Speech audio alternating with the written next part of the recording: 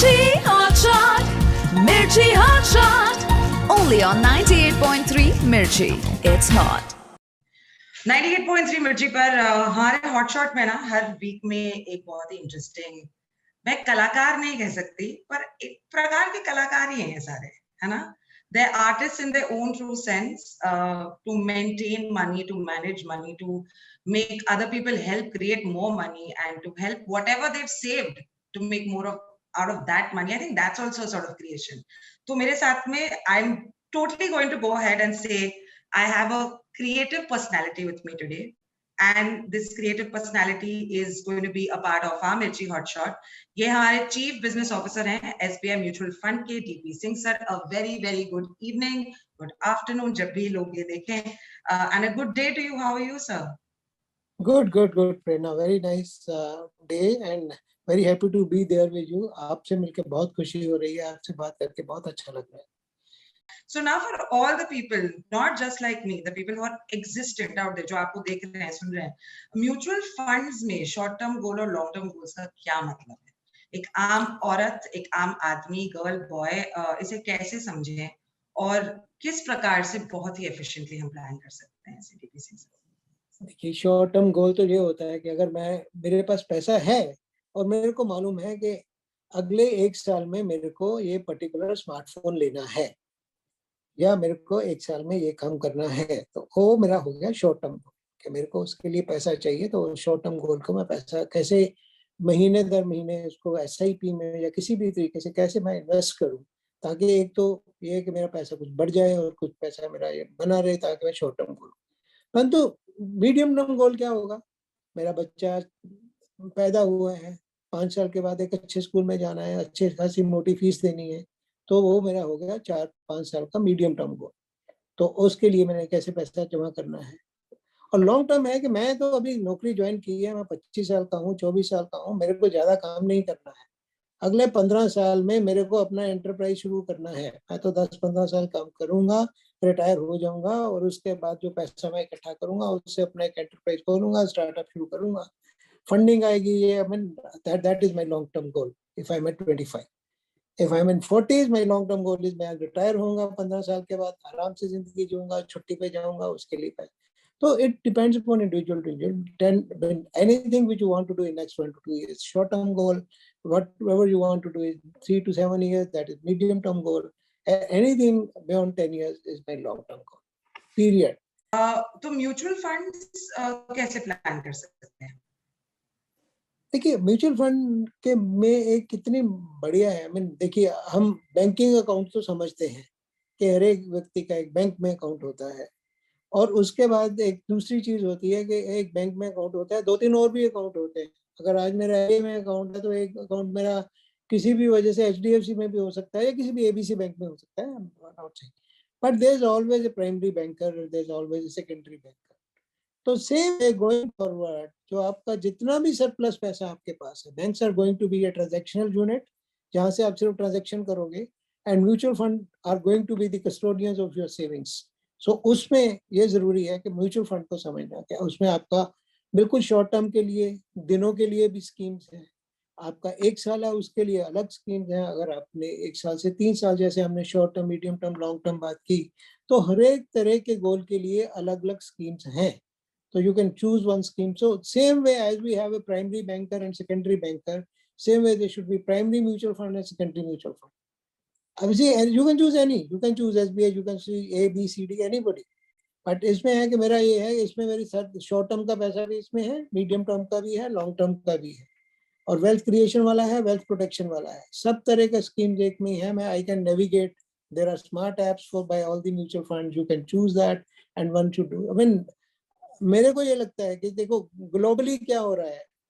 Globally यही चीज हो रही है कि mutual funds are much bigger than banks. India में it's reverse as of now, but it has moved from 1/10 to 1/5 in last 4 years. So this trend is going to be there, and there is not far when mutual funds जो हैं bank से ज्यादा बड़े होंगे और bank के ज्यादा पैसा म्यूचुअल फंड में लगा होगा. So that's the way, that's the trend which is going to happen. Right. Compared to other savings options, DP sir, क्या म्यूचुअल फंड्स बेटर है? टैक्स बेनिफिट प्रोवाइड करते हैं? बिल्कुल बिल्कुल Yeah. टैक्स बेनिफिट तो है ही। टैक्स बेनिफिट सबसे ज्यादा फर्क ये है कि आप किसी भी और इंस्ट्रूमेंट में यहाँ पे फिक्स इंटरेस्ट है या फिक्स कूपन है किसी भी से, आपको जितना भी रिटर्न मिलता है वो पूरे का पूरा आपके मार्जिनल टैक्स के हिसाब से उसके टैक्स लग जाता है। Yeah. और म्यूचुअल फंड में जो रिटर्न है that comes in the shape of capital gains. Capital gains क्यों बोला जाता है इसको? क्योंकि इसमें आपको मालूम नहीं होता कि आपको रिटर्न 5% आने वाली है, 10% आने वाली है, 15%। So it's a capital gain, you are not aware. अगर आज मैं घर खरीदता हूँ, कोई एसेट खरीदता हूँ, तो वो मैं आज कितने में खरीद रहा हूँ, मेरा कितने में बिकेगा मेरे को मालूम नहीं। Wherever there is uncertainty of return, that is called capital gain. That becomes the capital asset. तो capital gains और loss के लिए tax laws are different from the normal income tax laws. Sir अगले सवाल की तरफ चलते हैं। Economic slowdown and job loss की वजह से लोगों ने अपनी इन्वेस्टमेंट विड्रॉ किए हैं, इज दैट ट्रू? और इससे इन्वेस्टमेंट सेक्टर पर कितना असर पड़ता है? It's just been a very difficult time, even when we are a growing economy, it's just been a very difficult time as far as the pandemic is concerned, people losing jobs are concerned, etc. देखिए, मैं प्रेरणा इस सवाल को एक दूसरे तरीके से, अगर लोगों ने एक डिफिकल्ट टाइम में अपने इन्वेस्टमेंट को निकाला, तो इन्वेस्टमेंट होती इसलिए है कि डिफिकल्ट टाइम हो तो आप निकाल सको। I feel pity about those who didn't have any investment. Difficult time आ गया, इन्वेस्टमेंट है ही नहीं, तो आप क्या करोगे? So then you get into this thing. So be ready for that. Uncertainties are much more visible today than any time before. So that is a message कि uncertainties पूछ के नहीं आती। Next question to you, sir. Pandemic situation में लोगों को savings की असली importance पता चली, जैसे हमने discuss किया अभी, और कोई flexible future investment option है? Anything that you would like to suggest in terms of investment that people can maybe put their foot in? See, on a serious note, देखिए, एक होता है कि मेरे को सिर्फ सेव करना और सेविंग को इन्वेस्टमेंट में लेके जाना है, तो उसके लिए एक सिंपल होती है कि आप एक simple debt hybrid kind of fund ले लो, जिसमें आपका रिस्क भी ज़्यादा ना हो, जो सेविंग्स के बिल्कुल नज़दीक हो। वो भी इसलिए हो अगर आपका 2 से 3 साल का टाइम, अगर आपका टाइम बहुत छोटा है, आपको पता नहीं, आपको कल भी पैसे की जरूरत पड़ सकती है, तो ऐसे पैसे को या तो आप बैंक अकाउंट में रखो या लिक्विड फंड में, या जो हमारे शॉर्ट टर्म फंड होते हैं, अल्ट्रा शॉर्ट टर्म वगैरह, उनमें डाल के, सेविंग्स फंड जो मनी मार्केट फंड्स होते हैं उसमें डाल दो। उसमें मनी मार्केट फंड वगैरह में तभी फायदा सिर्फ उसका टैक्स का आ जाता है कि अगर आपको नहीं जरूरत है, आप नहीं निकालते, तो आपको 3 साल के बाद आपका टैक्स का बेनिफिट हो जाता है। हाँ, तो उसको चाहे तो छोटे पैसे को आप सेविंग बैंक में रखो या आप अपने लिक्विड फंड में रखो। पर अगर फ्लेक्सिबिलिटी 2 से 3 साल का टाइम है, तो एक debt hybrid kind of category जो है उसमें डाल देना चाहिए, क्योंकि उसमें 20 से 25% आपका इक्विटीज में लग जाता है, बाकी एक सेफ डेट फंड में होता है। तो that will give you a good balanced return. That will give you you will participate in the growth of the economy as well as you will keep protecting your wealth. So that is, but for that time period should be minimum 2 to 3 years. Of course, there will be some volatilities over the period of time. That's why 2 to 3 years is very important. So that's the first thing for anybody who is coming for the first time. They can come into that hybrid category. DP Singh sir, it's been an honor and a genuine pleasure to have chatted about money, to have chatted about investment, mutual fund, future, कैसे हमें आगे बढ़ना है अपने पैसों को लेके, और किस प्रकार से हमें थोड़ा सा और डिटरमिन होना है अपने खुद के पैसे के मैनेजमेंट को लेके, और थोड़ा सा इंटरेस्ट कैसे निकालना है।